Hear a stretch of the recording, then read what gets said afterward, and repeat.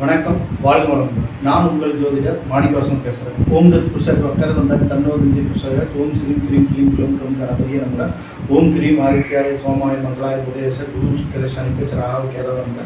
ஓம் ஸ்ரீம் கிளீம் பஞ்சபோத விசேஷம் மந்திரன் பஞ்சபோத விசேஷம் லங்கு ஒன்று பஞ்சபோத விசேஷம் ஓம் நங்கு மங்கு பஞ்சபோத விசேஷ சுவாகா. 9 நவகிரகங்கள் 5 பஞ்சபோதத்துடன் கிரகம் பரிபூர்ணமாக அனைத்து ஜோதிட அன்பர்களுக்கும் ஆன்மீக பெரியவர்களுக்கும் கிடைக்க எம்பெருமான் முருகப்பெருமான மனதார பார்க்கணும்.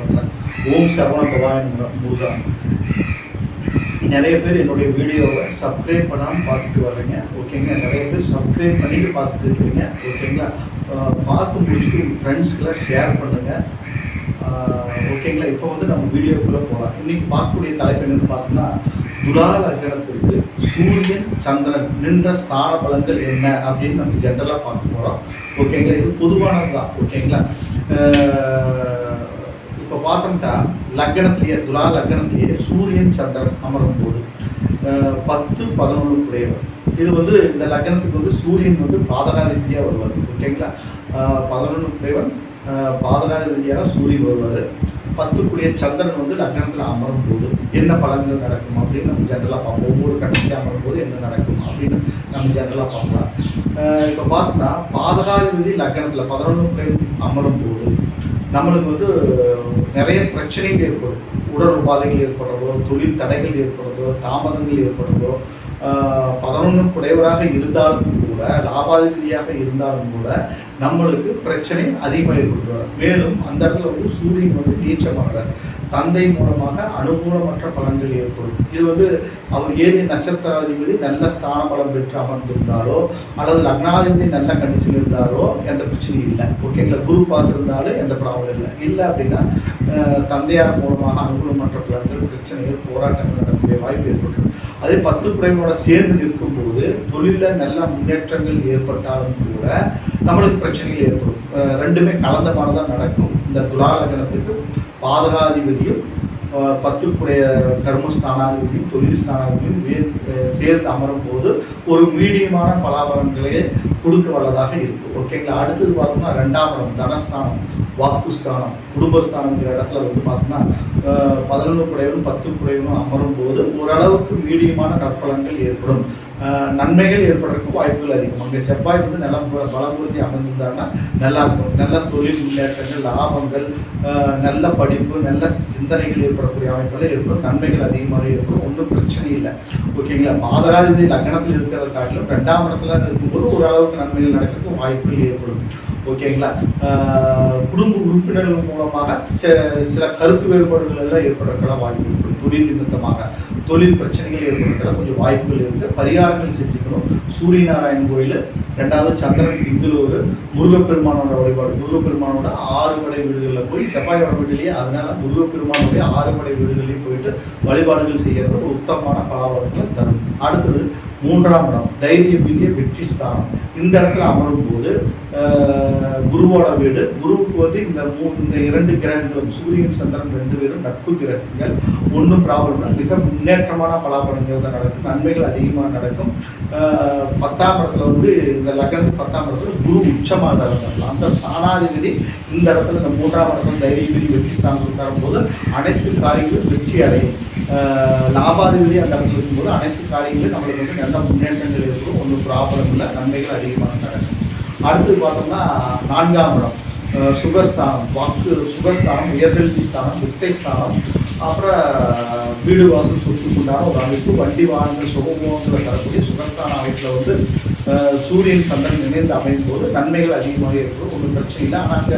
ஆனால் சனீஸ்வர பகவான் வீடாக இருக்கிறதுனால இந்த கிரகங்களுக்கு வந்து பகை. ஆனால் லக்னத்துக்கு வந்து அந்த யோகஸ்தானம் அப்படிங்கும்போது ஓரளவுக்கு நற்பலன்கள் அதிகமாக இருக்குது. சனி வந்து அதுக்கு நல்ல பொசிஷனில் அமர்ந்திருந்தாலும் நல்லது. ஆனால் சனி அங்கே சேர்த்து பெற்று அமர்ந்தாங்கன்னா கிரக யுத்தம்ங்கிற அமைப்பு ஏற்பட்டு பிரச்சனைகள் அதிகமாக ஏற்படுறதுக்கு வாய்ப்புகள் இருக்குது. வாகனங்கள் மூலமாக செலவுகள் ஏற்பட்டு தாயார் தந்தையார் மூலமாக அனுகூலமற்ற பலன்கள் ஏற்பட்டு சூரியன் சந்திரன் அங்கே சேர்ந்து அமர்ந்தாங்கன்னா அதுக்கு சனிக்கு வந்து ஆட்சி வீடாக இருந்தாலும் கூட கிரக யுத்தத்தை ஏற்படுறார். பகை கிரகங்களோட சேர்ந்து அமரும் போது கிரக யுத்தம் ஏற்பட்டு அது மூலமாக நம்மளுக்கு நிறைய பிரச்சனைகள் ஏற்படும். அடுத்து 5ஆம் இடம் உத்தரஸ்தானங்கிற இடத்துல வந்து சூரியன் சந்திரன் அமரும் போது ஆண் வந்து பெண் வந்து 2 பேர் நடக்கும். நன்மைகள் அதிகமாக நடக்கும். குலதெய்வத்தோட அனுகிரகம் எல்லாம் கிடைக்கும். குரு பார்வை பெற்று அமர்ந்தால் நன்மைகள் நடக்கும். ஆனால் அந்த ஸ்தானாதிபதி அங்கே சேரும்போது தாய் தந்தையர் கூட விரிசல்கள் எல்லாம் ஏற்படும். புத்திரர்கள் வழியில் நம்மளுக்கு அனுகூலமற்ற பலன்கள் எல்லாம் ஏற்படும். சனி ஆட்சி பலம் பெற்று சூரியன் சந்திரனோட சம்பந்தப்பட்டு அமர்ந்தால், அல்லது சூரியன் சந்திரனுக்கு 5ஆம் இடத்துல 4ஆம் இடத்துல 5ஆம் இடத்துல அமரும் போது சனியோட பார்வைப்பட்டால் அந்த ஸ்தானத்துக்கும் அந்த காரகத்துவமும் நம்மளுக்கு கஷ்டங்களை ஏற்படுத்தும். ராகுக்கு எது சம்மந்தப்பட்டாலும் நம்மளுக்கு பிரச்சனைகள் அதிகமாக ஏற்படும். ஓகேங்களா?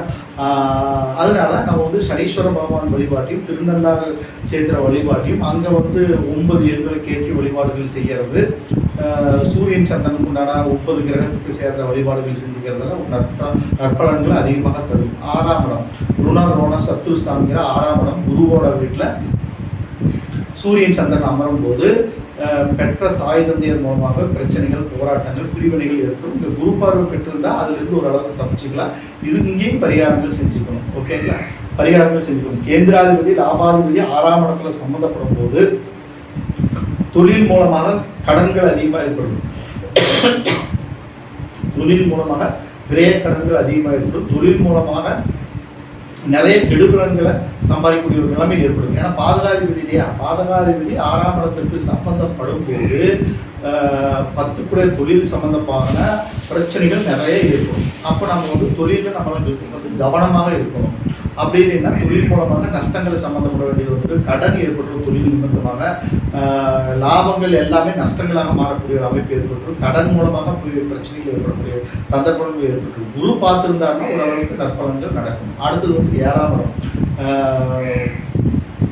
7ஆம் இடம் மனைவி ஸ்தானம், பிஸ்னஸ் பார்ட்னர் சம்மந்தப்பட்ட இடம். இந்த இடத்துல அமரும் போது நற்பலன்கள் அதிகமாக நடக்கிறதுக்கு வாய்ப்புகள் அதிகம். அந்த செவ்வாய் வந்து நல்ல பலம் இருந்தால் நல்ல தொழிலில் முன்னேற்றம் ஏற்படும், நன்மைகள் அதிகமாக ஏற்படும். இங்கே பாதாதிபதி உச்சமடைகிறார். உச்சமடையும் போது நன்மை தான், ஒன்றும் பிரச்சனை இல்லை. அது செவ்வாய் வரப்பீடு தானே, தன்னுடைய நட்பு வீட்டில் தான் அவர் போய் உச்சமாகிறார். அதனால் நன்மைகள் ஓரளவுக்கு நடக்கும், நல்ல முன்னேற்றம் ஏற்படும். அரசாங்க வழியில் நன்மைகள் எல்லாம் ஏற்படுறதுல வாய்ப்புகள் ஏற்படும். நல்லா இருக்கும். உத்தியோகத்தின் மூலமாக நன்மைகள் ஏற்படும். பார்ட்னர் மூலமாக, தொழில் பார்ட்னர் மூலமாக நல்ல ஒரு அமைப்பு ஏற்படும். மெயினாக அரசாங்க உத்தியோகத்தில் வேலை பார்க்கக்கூடிய துலாலக்கணக்காரங்களை இந்த அமைப்பில் இருந்தாலும் இருக்கும். ஏன்னா 10 குடைகளும் அந்த இடத்துல இருக்கும்போது நன்மைகள் அதிகமாக நடக்கிறதுக்கு வாய்ப்புகள் அதிகம், ஒன்றும் ப்ராப்ளம் இல்லை.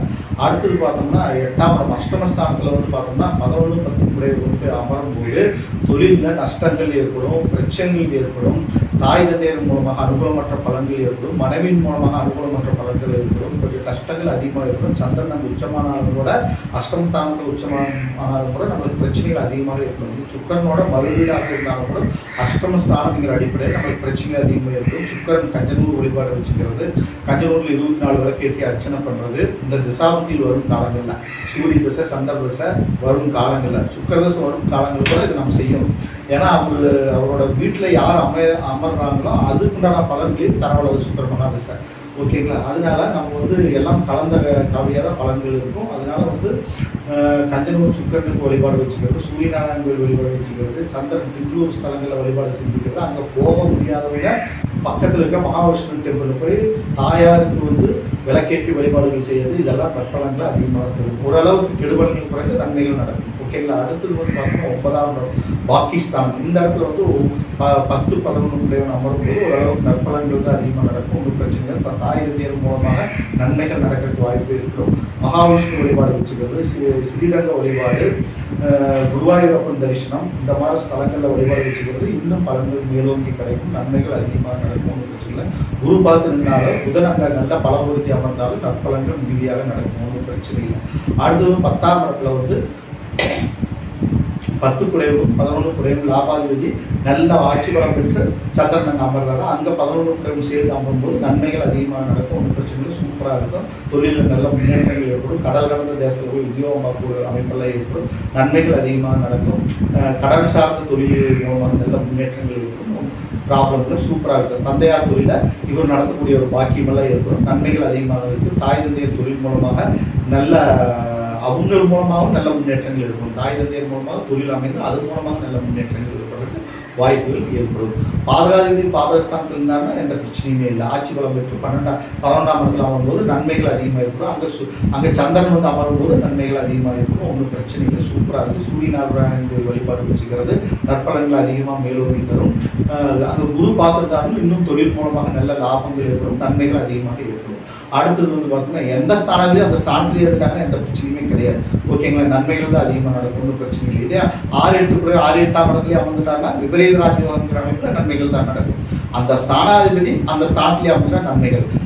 மாறி கேது திரிகோணத்துக்கோ லக்னத்துக்கோ சம்மந்தப்படும் போது அஷ்டமாதிபதி, பாதகாதிபதி, மாரகாதிபதி இவங்கெல்லாம் வந்து லக்னத்துக்கு சம்மந்தப்பட்டு அமைஞ்சிட்டாங்கன்னா நம்மளுக்கு பிரச்சனைகள் ஏற்படும், போராட்டங்கள் ஏற்படும். மாரகாதிபதி வந்து லக்னத்துக்கு சம்மந்தப்பட்டு அமைஞ்சா நம்மளுக்கு பிரச்சனைகள் தான் அதிகமாக இருக்கும். அதே மாதிரி பாதகாதிபதி லக்னத்துக்கு சம்மந்தப்பட்டு லக்னத்திலே அமைந்தாங்கன்னா பிரச்சனை போராட்டங்கள் அதிகமாக ஏற்படும். அந்த லக்னத்தை பார்க்கும் காலமும் நம்மளுக்கு பிரச்சனைகள் அதிகமாக ஏற்படும். பார்த்து அமர்ந்தாலும் சேர்ந்து அமர்ந்தாலும் பிரச்சனைகள் அதிகமாக ஏற்படும். ஓகேங்களா, அது ஒரு சிம்பிள் லாஜிக்கும் இடையில நான் சொல்றது அது ஒரு டிப்ஸ் மாதிரி நீங்கள் வச்சுக்கோங்க. அடுத்தது பார்த்தோம்னா 12ஆம் இடம் விரயஸ்தானம். இந்த இடத்துல அமரும்போது வெளிநாட்டில் போய் உத்தியோகம் பார்க்கக்கூடிய அமைப்பு இருக்கிறோம். வெளிநாடு கடல் கடந்து போய் வாணிபங்கள் மேற்கொள்ளக்கூடிய அமைப்பில் இருக்கும். நன்மைகள் அதிகமாக தான் நடக்கும். ஒரு ஆவரேஜாக நல்லது நடக்கும். ஆனால் தாய் விந்தியல் மூலமாக மற்றும் விரயங்கள் ஏற்படுறதுக்கு வாய்ப்புகள் அதிகம். ஓகேங்களா, அதனால பார்த்துக்கணும். தொழில் மூலமாக நல்லா தான் இருக்கும். 12ஆம் இடத்துல வெளிநாடு போய் வெளிநாட்டில் போய் உத்தியோகம் பார்க்குறது, தன்னுடைய சொந்த ஊரை விட்டு வெளிநாட்டில் வெளியூரில் வெளிமாநிலத்தில் போய் தங்கி உத்தியோகம் பார்க்கக்கூடிய ஒரு அமைப்பு ஏற்படும். அதாவது தன்னுடைய பூர்வீகத்தில் இருக்கிறது காட்டில் இந்த 12ஆம் இடத்துல சூரியன் சந்திரன் அமைய பெற்றவர்கள் வெளியில பிறந்த ஊர், பிறந்த வீடு, பிறந்த தேசத்தை விட்டு வெளியே போகும்போது நன்மைகள் அதிகமாக நடக்கும்.